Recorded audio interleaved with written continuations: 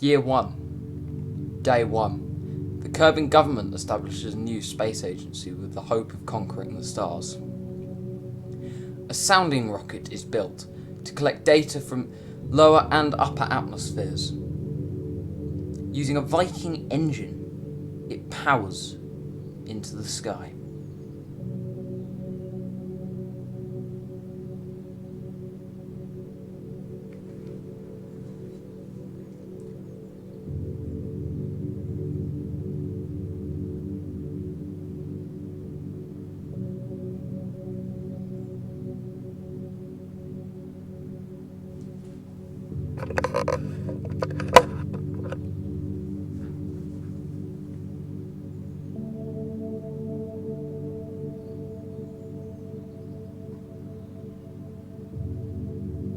A payload fairing shielding the two science experiments is deployed, yet the aerodynamic forces of this send the rocket tumbling.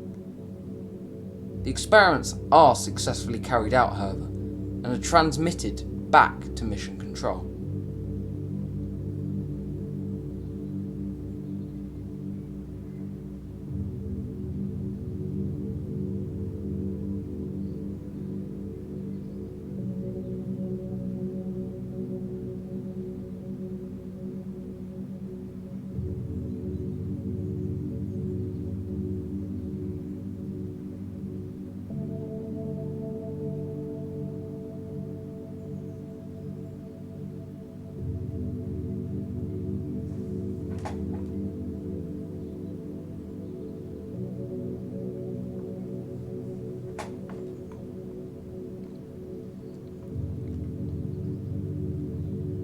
The sounding rocket tumbles back to Kerbin and impacts near the KSC.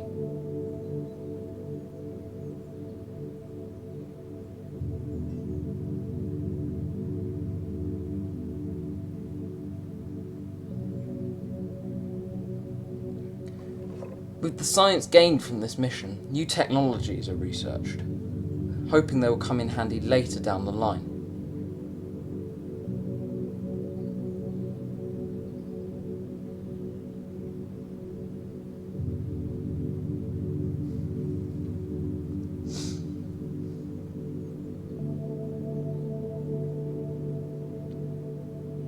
A new sounding rocket, the Etor, lifts off from the pad. More powerful than the Viking that preceded it, it has the same science units as well. However, those science units will be activated higher up, getting science from near space and high space instead of low atmosphere and high atmosphere.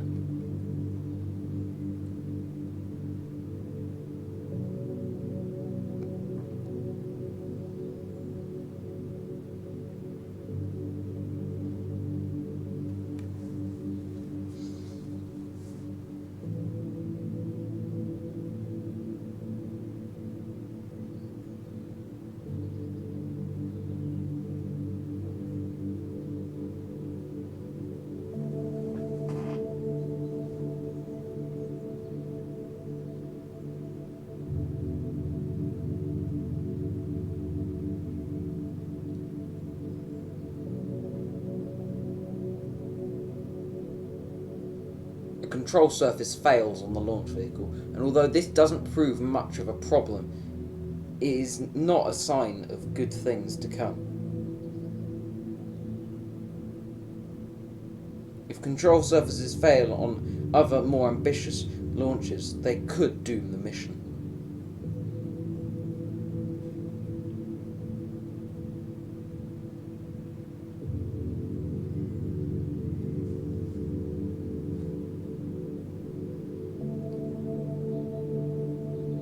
The rocket escapes the atmosphere and the science experiments are completed. However, a design flaw means that there are no comms devices able to transmit the data, and the mission has failed in its scientific objective. For testing purposes, the entire guidance unit is jettisoned from the main launch vehicle. In future launches, this will help stabilise other stages However, both fall to the ground and burn up in re-entry.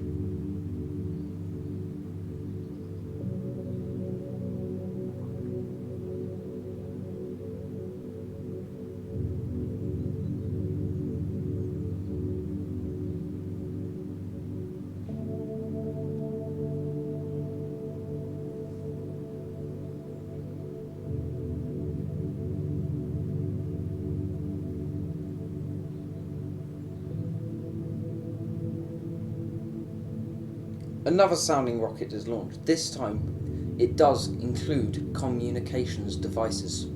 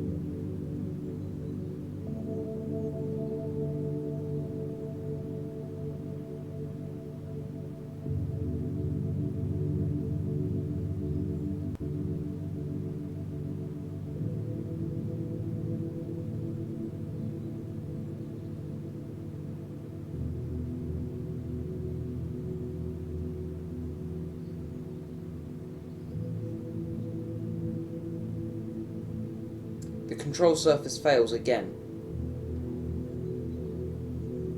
This again proves their unreliability and could cause problems in future missions. Science experiments are completed again. However, although there are antennas, a design flaw means they cannot be transmitted.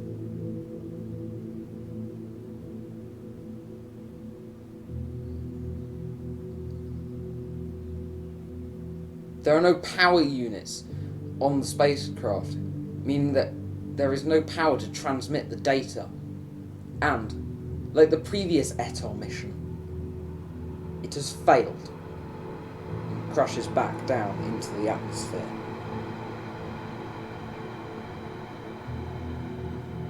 And burns up.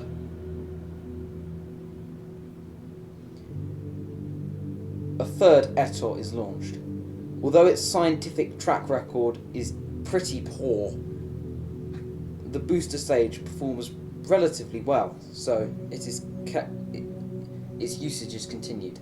The control surface fails again as soon as it lifts off the pad, and the backup antenna mounted below the guidance unit fails again. This version has solar panels. However, due to being exposed to the air, they are broken instantaneously.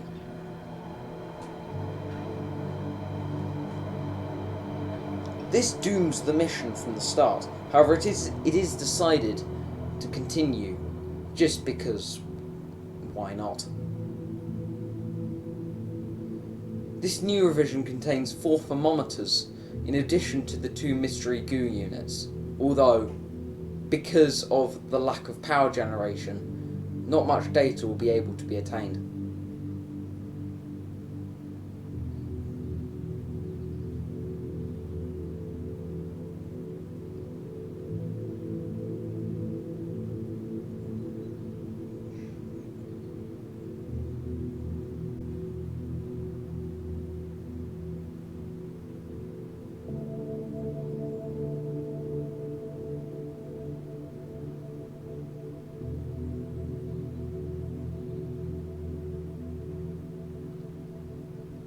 The rocket again escapes the atmosphere and the guidance unit is again jettisoned. The antenna is deployed and temperature readings are transmitted back from space. However, this drains the rocket of most of its power, and no other experiment data will be able to be transmitted. To combat this, only parts of the data are transmitted. The guidance unit runs out of power, and, lifeless, it again falls back into the atmosphere and is destroyed. The atoll booster is very reliable, however, and an ambitious payload and stage are readied on top of it. A satellite that will orbit Kerbin. Solar panels are mounted below the guidance unit.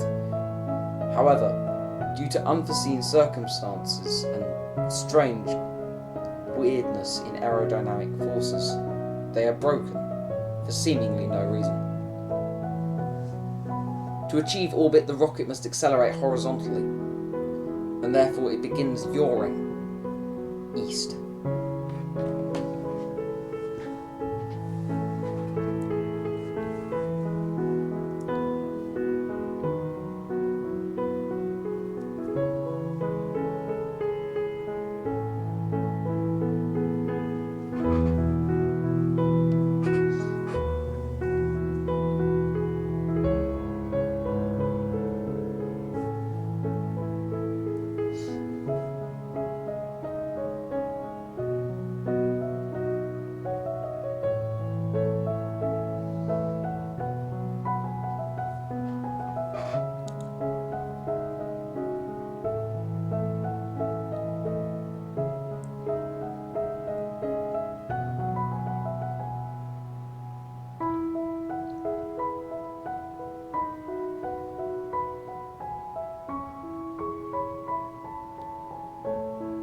The rocket has to be throttled down to prevent overheating. And in this stage of the flight, it is here the track record of the atoll booster is ruined. A fuel flow failure causes the main engine to shut down. However, it is decided to use the first stage of the Vicenza to help boost its apparatus. The Vicenza stage fails. Just to reach space, the second stage is fired again, but that also fails. Only the fourth stage, used for the slightest orbital kick, is fired, but it is not enough to reach space, let alone orbit. The mission has been a resounding failure. And tensions are rising.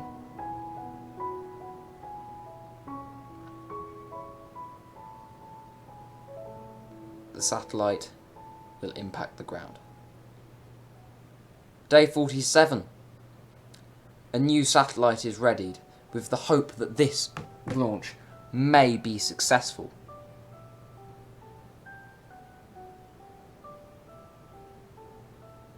The rocket's staging is slightly modified, and, like the first, the solar panels are ripped away from underneath the guidance unit.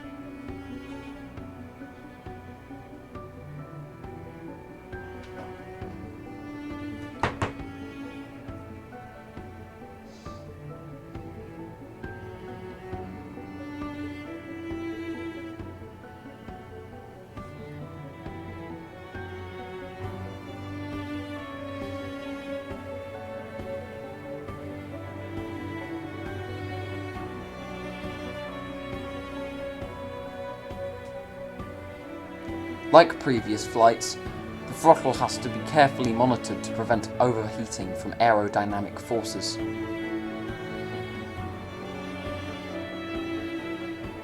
However, in a stark contrast from the previous flight, the Etor performs flawlessly.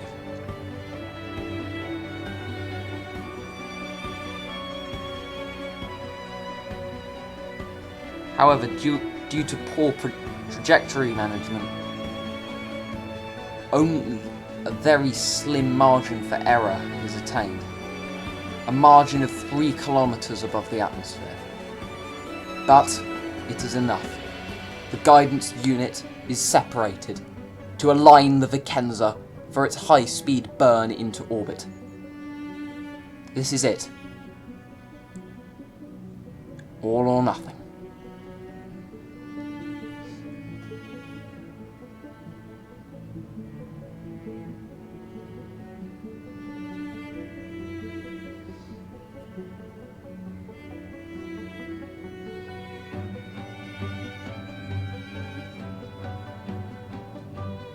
Approaching apoapsis, the stage is spin stabilized.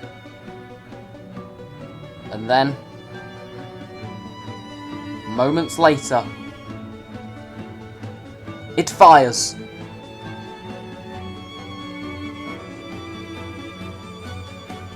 Boosting the satellite's apoapsis to outside the atmosphere.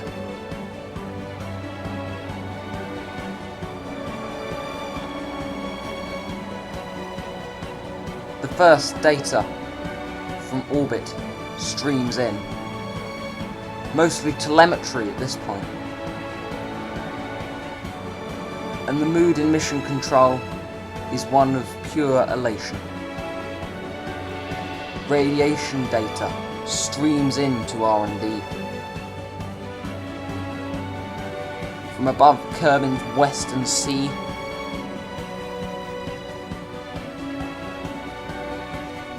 and from space high above the planet.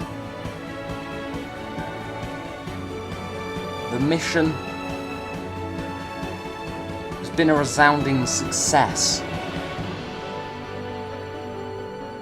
and it paves the way for things to come.